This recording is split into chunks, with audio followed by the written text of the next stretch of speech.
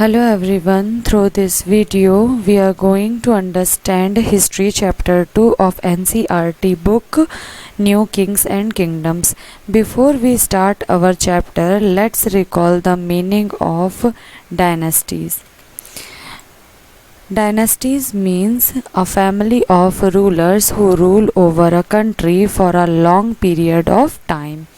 For example, Gupta and Mauryan dynasties. In Mauryan dynasties, the first ruler was Chandragupta. Then his son Bindusar came to power. After Bindusar, his son Ashok came to power. Meaning of dynasty राजवंश. राजवंश means राजा का वंश, यानी कि राजा और फिर उसके आने वाला वंश, यानी कि जो उनका बेटा होगा वो नेक्स्ट रूलर बनेगा. Next, kingdom. Any country which is ruled by a monarch is considered to be a kingdom. Monarch means a king or queen. Empire. Empire means an empire can be said is a large kingdom.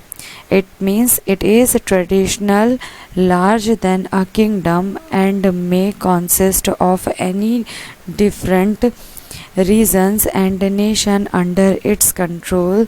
These region and nation may be far away from the head of the kingdom. Means जो empire होता है वो आपका kingdom से क्या होता है, बड़ा होता है. For example British empire. And in this chapter also we are going to understand the emergence of new dynasties. It means कैसे एक कोई डायनेस्टी है, उसके बाद में कोई दूसरी कैसे आई, न्यू डायनेस्टी कैसे आई, कैसे वो एक दूसरे में इमर्ज हो गए. Then how administration was carried out in kingdom. Administration means rule and regulation. So अगर कोई राजा है, उसको बहुत ज़्यादा टाइम तक रूल करना है, so उसके लिए उसे कुछ रूल्स एंड रेगुलेशन को बनाने होंगे. एंड जब वो रूल्स एंड रेगुलेशन बनाएगा तो फिर ज़रूरी नहीं है कि वो रूल्स एंड रेगुलेशन आगे कैरी फॉरवर्ड किए जाएं. सम टाइम कुछ रूल्स को फॉलो भी किया जाता है आगे और कुछ को नहीं भी किया जाता है. एंड विदाउट स्ट्रगल तो हम इस चैप्टर को कंप्लीट नहीं कर सकते, because new Kings and kingdoms मतलब एक कोई राजा है, उसके बाद में नया राजा आया, नए रूल्स बने. सो एक राजा दूसरे राजा को किस तरीके से हराया उसने और उसके राज्य को कैसे उसने कैप्चर किया, ये सब कुछ हम क्या करेंगे इस चैप्टर में स्टडी करेंगे. Then also studied about prashastis and land grants. Then warfare of wealth and studies of cholas. So हम इसमें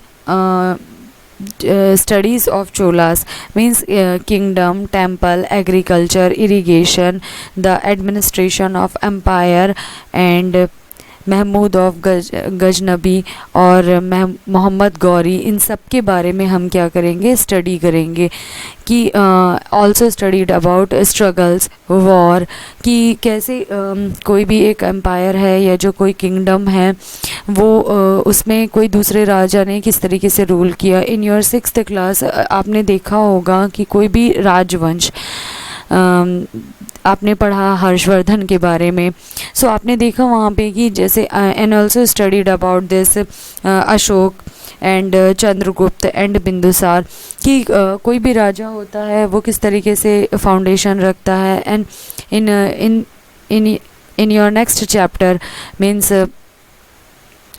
when you will go in next chapter means that 4th chapter आप मुग़ल एम्पायर के बारे में study करेंगे. Then आप देखेंगे वहाँ पे कि बाबर के बाद में हुमायूं के बाद में अकबर, किस तरीके से एक राजा के बाद में दूसरा राजा या एक शासक के बाद में दूसरा शासक उसने रूल किया. एंड ज़रूरी नहीं है कि हर बार उनके रूल्स एंड रेगुलेशन को फॉलो किया जाए. सम टाइम कुछ उनके पॉजिटिव पॉइंट्स होते हैं, कुछ उनकी स्ट्रेंथ होती है, कुछ उनकी वीकनेस होती है।